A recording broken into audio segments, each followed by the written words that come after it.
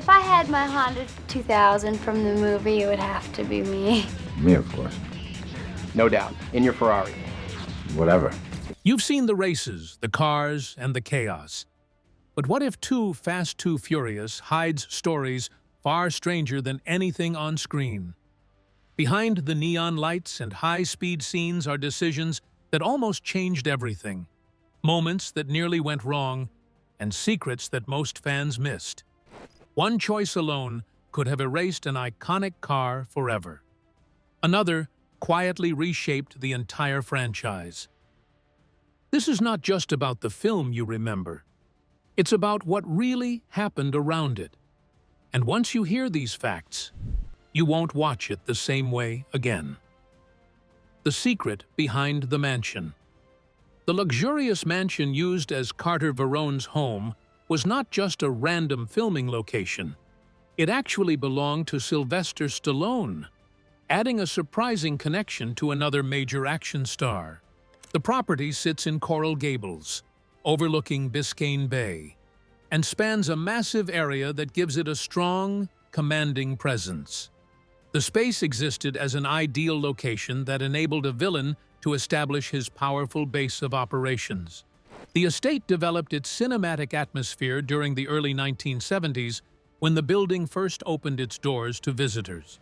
The design of the building, together with its waterfront views, created an atmosphere that showed Verone's character as wealthy and powerful. There was also an interesting overlap of film history nearby. The mansion stands close to Vizcaya Museum and Gardens, a location seen in other major films.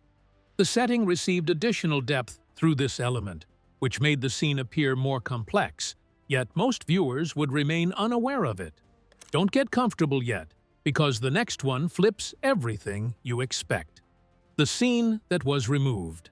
There was supposed to be a romantic scene between Eva Mendes and Paul Walker, but it never made it into the final film. The moment was written as a close, intimate connection between their characters. Mendes made the decision to remove the material from the project because she believed it did not match the story and her character, Monica Fuentes, who had already established a relationship with the film's main antagonist. The relationship between Monica and Brian had not reached sufficient development to allow for that scene to be presented as authentic. The presentation would have appeared hasty while creating an unfit atmosphere for the scene. She considered the audience because she understood that younger viewers would be present. The director approved her choice, which resulted in the elimination of the footage.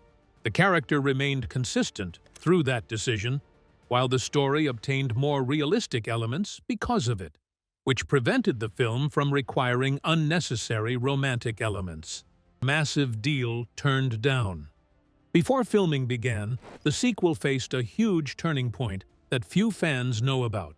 Vin Diesel was offered an incredible $25 million to return as Dominic Toretto, one of the biggest paychecks at the time. But instead of accepting, he walked away after reading the script.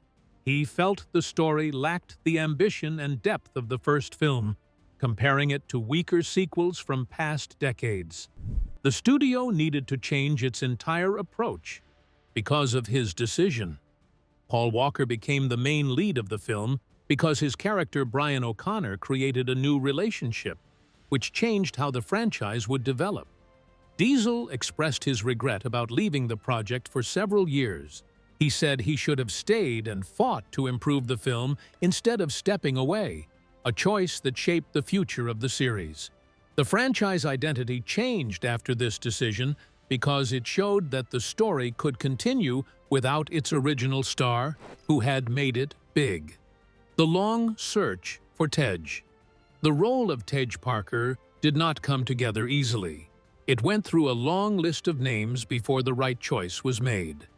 John Singleton first wanted Ja Rule to return and expand his role from the first film.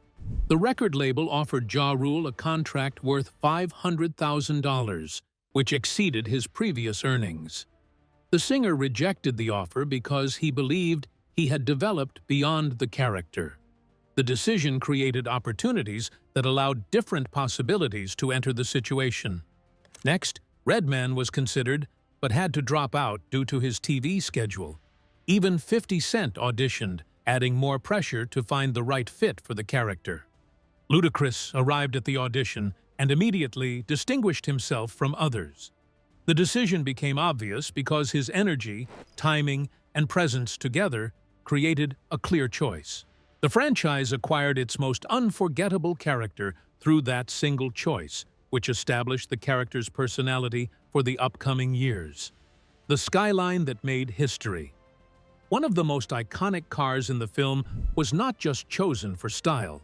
The Nissan Skyline R34, driven by Paul Walker, had a story that made it even more special. The car did not belong to the studio. It was actually owned by Craig Lieberman, who worked as the film's technical advisor. He bought it in 2001, before the sequel was even confirmed. The United States had few existing Skylines during that period. The vehicle gained recognition as the first legally designated R34 GTR model which existed in the country. The studio selected his personal vehicle as the production's main car, which they rented out for filming. Walker never possessed this particular car, although many rumors claimed otherwise. The original car served as the main street racing vehicle for the film, while additional Skylines arrived from Japan to complete the scenes. A choice that nearly failed. At one point, the film almost made a decision that could have changed everything. The iconic Skyline was nearly replaced with a Dodge Neon SRT4, a move pushed by studio executives. The filmmakers needed a vehicle that American audiences would recognize as their everyday car needs. The system appeared to be functional according to its specifications, yet it would eliminate essential elements that defined the authentic street racing experience. Craig Lieberman strongly disagreed. The Skyline possessed special value, which car enthusiasts treated as a rare gem because its presence on American streets remained uncommon. He believed the film would lose its authentic value with its proposed replacement. The studio made its final decision after hearing from the studio. The film maintained its authentic character through the decision to keep the Skyline. The racing scene would have developed an entirely new atmosphere if they had chosen the Neon. The actress who couldn't drive. When Devon Aoki was cast as Suki, there was one unexpected problem. She did not have a driver's license and had no real driving experience at all. This became an issue because her character was known for driving a bright pink Honda S2000 in high-energy race scenes.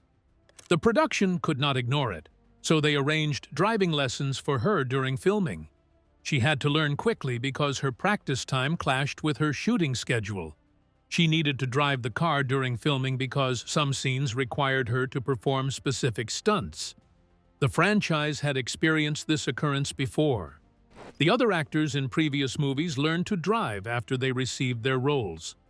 Aoki established her own interpretation of the character through her performance, while her pink car became one of the film's most recognizable visual elements. The vision that changed tone. Bringing in John Singleton to direct the sequel surprised many people.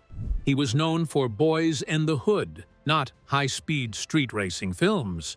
The world of street racing became personal to Singleton because he experienced that reality himself.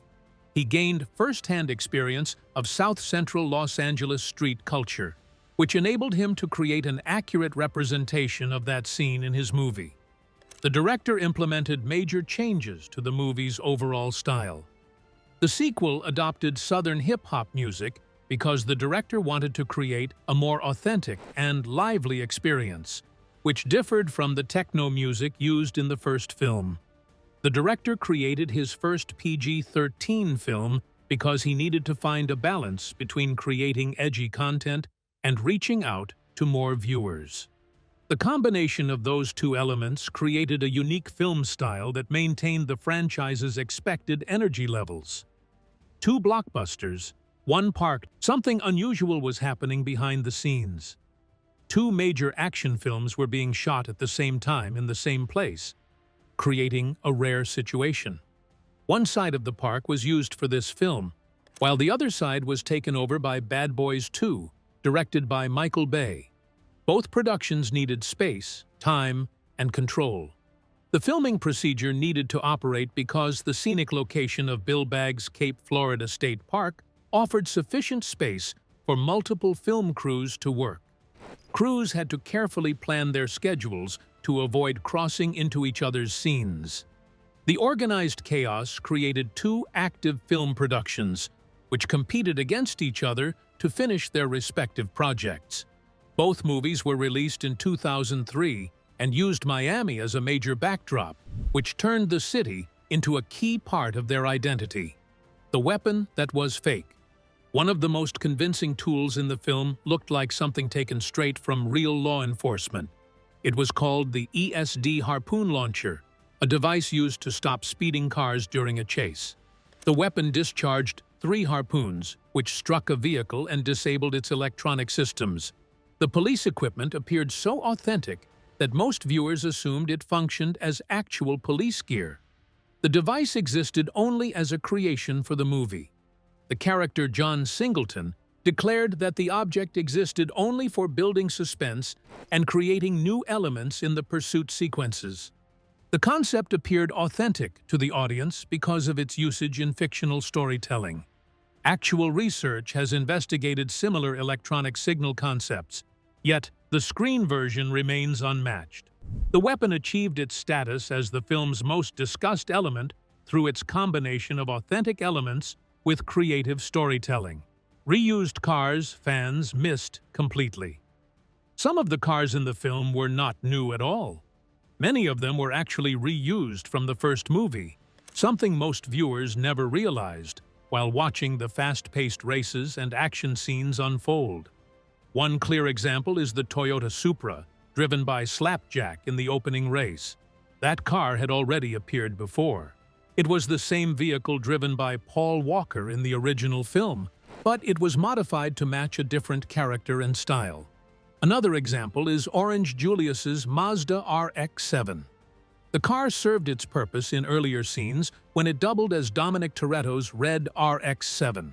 The production team decided to reuse existing vehicles through their current collection instead of developing brand new vehicles. The method achieved 2 goals by requiring less time and less funding, while still producing excellent visual results. The 2 films established their connection through this particular element. These details provide dedicated fans with an additional secret link between different parts of the story. The cars served multiple functions beyond their role as simple decorations. The vehicles contained a silent past that connected one narrative to another. The production team demonstrated their capacity to generate artistic work while achieving a distinctive visual style, which made the movie different from other productions. Roman Pierce almost didn't exist. Roman Pierce was not originally part of the story. The character only came into existence after Vin Diesel chose not to return, which forced the film to rethink its entire direction. To adjust, the studio developed 2 different versions of the script at the same time. One version included Diesel's character, while the other introduced a completely new partner for Brian O'Connor. That new character became Roman Pierce, played by Tyrese Gibson. His casting was influenced by his previous work with John Singleton, which helped shape the chemistry seen on screen. The first drafts of the story established a stronger bond between Roman and Brian through their shared history, which included Brian's previous arrest. The character conflict remained vital because the show removed that particular detail about their relationship. Roman introduced a humorous element to the film while presenting his energetic performance through a distinct vocal style. The franchise received a new direction through his presence, which helped to redefine the story. The series demonstrated its ability to transform by bringing in new characters while maintaining its essential relationship between characters throughout the story. That added energy to the film. But the next one brings something darker. A scene based on reality. One of the most disturbing moments in the film involves a brutal method used by the villain to intimidate and control. The scene uses a rat, a metal bucket, and heat. creating a situation that feels deeply uncomfortable to watch. It stands out because it breaks away from the film's usual high-energy tone and moves into something much darker. The unsettling effect of the concept originates from its use as a cinematic element because its fundamental nature extends beyond its function within the film. The writers learned this technique from an individual who possessed actual combat expertise. The detail created a realistic atmosphere in the scene, which viewers found difficult to disregard because it exceeded their expectations of battle sequences. John Singleton initially doubted the necessity of including the scene in the completed film. The scene appeared excessively intense when compared to other parts of the narrative. He later understood the element had an essential function in the story. The moment established Carter Verone as a serious and dangerous threat. The American Humane Association collaborated with the team to create safe filming conditions through their animal training and protection services. The scene achieved a realistic appearance while remaining within controlled parameters. Real passion behind the wheel. Paul Walker was not just acting as a driver on screen. He was deeply connected to car culture in real life, and that passion showed in every scene he was part of. This was not something he had to fake or learn just for the role. It was already part of who he was. He performed many of his own driving moments, especially in scenes that required control, timing, and confidence. When his character slides the car with precision, that was actually Walker behind the wheel. It added a level of realism that could not easily be recreated. Of the cars because he had already acquired that information before testing. The actor who played Walker held complete membership in the tuner community because he had extensive experience with driving. He showed respect for the community and received respect from automotive fans who appreciated his knowledge. His performance connected with the audience because they understood his naturalness. The man actually lived the life because he did not need to act his way through the cars and their associated lifestyle. He already lived it. The actor's self-assurance produced authentic driving scenes, which made all his driving scenes require more effort to perform. His character achieved genuine character development through his ability to perform real-life actions, which advanced the plot. The unexpected box office win. When the film was released, expectations were uncertain. Many believed it might struggle without Vin Diesel, who had been a major part of the first movie's success. His absence raised questions about whether the sequel could carry the same level of interest. The film began its first scene to deliver unexpected content to its audience. The film managed to earn approximately $52 million during its first 3 days because viewers showed strong support for the movie. The franchise maintained its sustaining power because the audience showed continuous interest in the film. The movie outperformed Finding Nemo, which had maintained the top position in box office earnings during that period. The accomplishment required difficult work because the film maintained high popularity among all viewers. The movie reached a total of approximately $236 million in global earnings, which greatly surpassed its production budget. The franchise achieved success because it demonstrated that the story could develop without its main character. The world, together with its characters and complete concept, delivered strong elements that could exist independently. The film maintained its existence after Diesel left the project. The series developed new capabilities through which it could showcase fresh content to hold the audience's interest. The audition that fell short. Andre 3000 was one of several names considered for the role that would later become Tej Parker. At the time, he entered the audition process with real interest, but also with a noticeable level of pressure. Looking back, he openly admitted that he felt very nervous during the audition. He even said that if he had been the one making the decision, he would not have chosen himself based on how he performed. The position had been filled after several candidates had been assessed, which included Ja Rule and 50 Cent. The search for an appropriate candidate became more difficult because the production team tried to identify the best candidate for their needs. Ludacris was chosen for the role because he delivered both a strong screen presence and authentic energy to his character. Andre later joked about the experience, showing that he could look back on it with humor. The process disposal of his truthful display creates exceptional visibility because people typically trust their own insights. High-pressure situations challenge even the most gifted performers, while unexpected results emerge from most professional opportunities. Hidden cameo. Nobody noticed. There is a small moment in the film that many viewers miss completely. One of the producers appears on screen during a fast-paced chase, blending into the action without drawing attention. Neil H. Moritz makes a brief cameo as a police officer. It happens so quickly that most people do not notice it unless they already know where to look. The scope of his work extended beyond his visible functions. The success of the first film led him to become a crucial force for the production of the sequel. His work on the project enabled him to guide its development until its final stage of completion. His decision to appear in the film represented a minor yet significant decision. The way he produced the film shows his dedication to the project because he took part in all aspects of the production. The film contains hidden details that most people will not notice, but these details create additional depth to the story. The moment becomes memorable because it demonstrates the extensive work and personal dedication that went into making the final result. The game and film link. The film shares an interesting connection with the gaming world.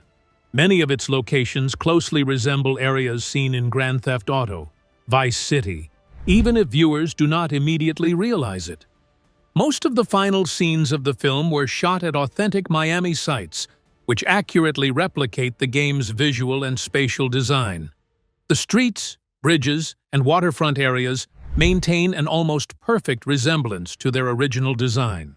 The film and the game both depict the same version of Miami. The environment created through bright colors, palm trees, and fast-moving elements establishes a unique atmosphere which divides from other environments. The 7 Mile Bridge in the Florida Keys served as one of the main filming locations for the production. The location has appeared in multiple action movies, which have contributed to its public recognition. The film and the game establish a connection that demonstrates their shared ability to depict the same location during the same period. The connection establishes a hidden bond that fans will start to notice when they observe how the two environments match each other. A storyline that disappeared. There was once a plan to bring several villains together in a single moment.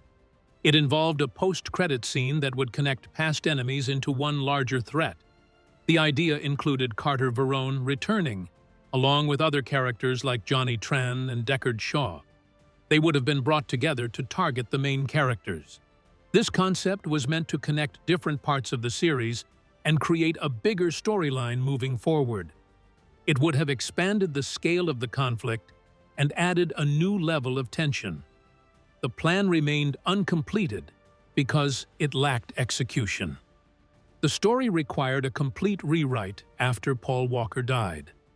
The project became more difficult to execute because several characters vanished from the story. The scene ended up deleted, but it contained a concept that could have transformed the franchise's future. The moment demonstrates how the series would have developed differently if different events had occurred. The jump had no room. The opening race scene was not just about speed, it was about perfect timing. The cars had to launch across a bridge that was actively rising, creating real tension that you can feel as the scene unfolds. The production team used their complete skills and knowledge to execute their mission without relying on visual effects. The drivers needed to reach the precise time interval before they could start driving. The jump required precise timing because an early attempt would result in a failed attempt. The execution of the jump failed when he executed his attempt after the designated time. The stunt became more hazardous because it contained hidden dangers. The crew needed to complete their work within 60 seconds because any error would either destroy the shot or make it impossible to use. The opening race creates a lasting impression because of its meticulous planning. The film establishes its first impression through its first scene, which shows the audience that real-world action will unfold throughout the entire movie. The movie establishes its higher stakes from the first scene, which shows that every action needs to be executed with equal importance to what happens on screen. Tej was never meant to race. Tej Parker may be surrounded by cars, but he is not a racer in the film. Instead, he operates from the sidelines, controlling the environment without being directly involved in the races. He organizes events, connects people, and manages the flow of money and resources. His role is built on influence and awareness rather than speed and competition. This gave the story a different kind of character. Instead of adding another driver, the film introduced someone who keeps everything running behind the scenes. Without him, the races would not even happen. The mission of this position has evolved to become its most critical point since its inception. Tej used his technical expertise and professional relationships to establish himself as a vital member of the team. He became essential not because of how he drives, but because of his problem-solving and thinking abilities. The film had no Dominic Toretto. One of the biggest changes in the sequel was the absence of Dominic Toretto. This was the only main film in the series where he did not appear at all. At the time, this was a major risk. The first film was closely tied to his character, and many expected him to return and lead the story again. The film required structural reconstruction after his departure. The story progressed through Brian's character while a new partnership was introduced. The franchise had to pursue an entirely new cinematic path because of this development. The story demonstrated its ability to progress without its main character by introducing fresh characters and new relationships. The decision expanded the series' universe in multiple ways. The franchise demonstrated its strength through character relationships, which created energy that powered the story, instead of depending on a single actor. Audrey became a character itself. The film did not just use Miami as a backdrop. It turned the city into a central part of the experience, shaping how every scene looks and feels. From street races to waterfront settings, the location influenced the energy of the film. The bright colors, heat, and nightlife all became part of its identity. The film changed its location from Los Angeles, which it used in the first movie. The sequel introduced an entirely new visual appearance, which differs from the original movie's aesthetic. The environmental conditions determined the music, pacing, and tone of the performance. The story used a different rhythm, which created special musical patterns that made it different from other works. The entire city of Miami remains active throughout the entire movie. The city serves as more than a backdrop because it actually influences how stories develop. The sequel built strong connections between its setting and story elements, which created an experience that stayed in viewers' minds because it went beyond its action scenes. The stunt done. Once the final boat jump scene stands out as one of the most challenging stunts in the film. It shows a car launching off a ramp and crashing onto a yacht, creating a moment that feels almost unreal. The team spent 3 months preparing for this single shot. They studied angles, built a custom ramp, and used computer models to plan how the jump would work. The project required exact specifications for every element. The engineers needed to disassemble the vehicle completely before they could fill its interior with foam to test its floating capability after a collision. The system used pulleys to launch the object at its required operational speed and altitude. Most expected multiple attempts would be needed. The stunt team achieved their task successfully during their first attempt when filming began. The original take appears on screen. The production team planned one moment, which they executed with perfect accuracy because no extra takes were available. The show demonstrates actual effort because the team dedicated itself to backstage work, which created special effects through careful sequencing and timing. Hold on, because the last one is not about driving, it's about what they were driving. Cars rebuilt for destruction. The muscle cars seen in the film may look rare and valuable, but most of them did not start that way. Many were bought in poor condition, some barely more than empty shells. Instead of risking real classic cars, the team rebuilt them from the ground up. They created versions of Yenko Camaros and Hemi Challengers that looked authentic without destroying priceless originals. The method provided them unrestricted access to perform hazardous car stunts. They risked losing only a reconstructed vehicle, which had been built for filming purposes, because they used it to perform dangerous car stunts.